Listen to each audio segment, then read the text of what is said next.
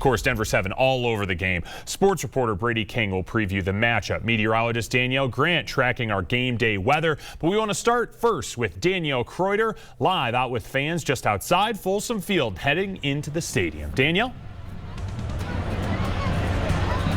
Yeah, Jason, you might be able to hear the marching band. They are heading through the main entrance right now. We're by the student entrance, still about an hour away from kickoff, but we saw some fans setting up to start tailgating around 3 p.m. You can see a whole lot more people here now. Fans are kind of moving through security. You see a law enforcement present. You see security here keeping fans safe. This is CU's first home game of the season and the first game as part of the Big 12 Conference.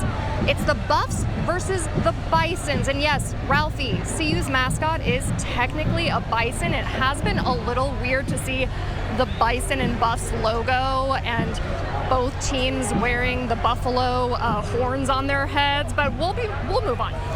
This is also the first football game since CU established their new Division of Public Safety. So we chatted with them today about their plans for the season ahead. They tell me there were definitely some lessons learned from last year when ticket sales, game attendance, and fans rushing the field spiked during all of the hype around the new head coach at the time, Coach Prime.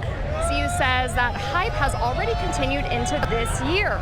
Even though the season has not even officially started yet, there are already several sold-out games. The strategy throughout the season is to have the Division of Public Safety team up with local police, campus police, and parking and transportation for a coordinated effort to keep fans safe. We would ask for patience. There'll be a lot of people on campus coming and going with that. One thing that specifically is different is that there are no locker rentals available. So please check the bag policy for the stadium and the field with that. And in addition to that would be just the overall screening process prior to entering the stadium. Please allow enough time to go through the screening process. Yeah, that's good advice because you can see even an hour ahead of the game, there's still a ton of people outside. There's also a lot to expect inside new this season. There's 13 new concession options, and you're looking right now at the huge new addition. You can see facing out of the stadium is a new sign, 2 big screens. On the other side of it, that whole entire thing is a massive monitor. It is about 5 times the size of the screen that used to be inside Folsom Field. Now, you have about an hour, so if you wanted to come to the game scene in person, I did check, and within the last hour, there are some tickets left. The cheapest I was able to find was $87. Reporting live in Boulder, I'm Danielle Kreuter, Denver 7. Yeah, you can really hear all that fun. Shout out to the Golden Buffalo Marching Band, my guy Matt Dockendorf. Ooh. Okay, well, seemingly in that live shot, Danielle, all is nice. Did Mother Nature get the football memo? Nice and cool out there. I mean, at least right in Boulder, certainly did. But you could just feel the energy, so much black and gold out there. I love to see it. Kickoff at 6 o'clock, and it's going to be good. We have the cloud cover in place right now, but a little bit more sunshine as the sun begins to set. Temperatures holding in the upper 70s, low 80s, and then by the time the game is winding down, we'll be looking at partly cloudy skies. Out there right now, we did have a couple of showers just off to the east. Look at this shot with, there goes that rainbow, just like that. We do have a few showers out there. They're primarily south of I-70, pretty much impacting the Ken Carroll area as we speak. Out in Boulder, it's going to be dry. Knock on wood, right? We're looking good for the rest of this evening. I'll have that forecast, and I'll look ahead toward Labor Day coming up, Jason, in just a few. All right, Danielle, thank you. Now let's talk actual football. Year 2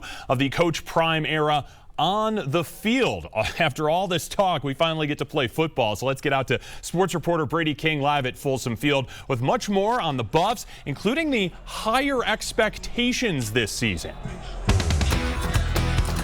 Yeah, guys, the wait is finally over. We get to see this new and improved Colorado team in action for the very first time. And after going 4-8 last season, Coach Prime spent the offseason completely transforming this roster from top to bottom, utilizing the transfer portal and, of course, bringing in some talented recruits. Now, the top 2 priorities were revamping the offensive and defensive line. On offense, Shedeur Sanders is back for one more season. He's projected to be a top 10 pick in the NFL draft next year. After being the most sacked quarterback in all of college football a year ago, he now has 5 new players protecting him on the O-line, made up of 3 transfers and 2 freshmen, including 5-star Jordan Seaton. So they're bigger, faster, and stronger, and should help the offense run smoother so Shedeur can utilize his many weapons at wide receiver. Now the D-line is also improved, which will be key tonight going up a North Dakota State team who loves to run the football and has had success doing it. Ultimately, Coach Prime is proud of how his roster is coming together and says people shouldn't underestimate their depth. You could close your eyes and point at the receiver board and pull out a starter. Same thing with the defensive line, same things with the outside linebackers, same thing with the cornerback, same thing with the running backs, and so forth. So I love the roster that we've established. I love what I'm seeing on a day-to-day basis, not only from the players, but from the staff as well. Those guys are challenging those guys to do their jobs at a high level with no exceptions, and that's what I love.